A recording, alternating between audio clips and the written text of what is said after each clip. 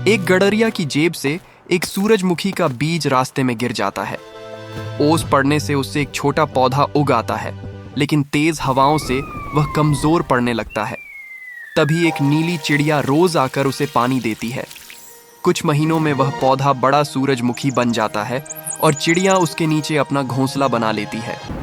एक दिन तेज तूफान आता है और सूरजमुखी का पौधा टूटकर गिर जाता है।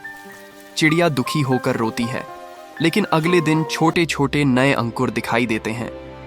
चिड़िया खुशी से उन नए पौधों के साथ रहने लगी। पर आपने लाइक और सब्सक्राइब नहीं किया।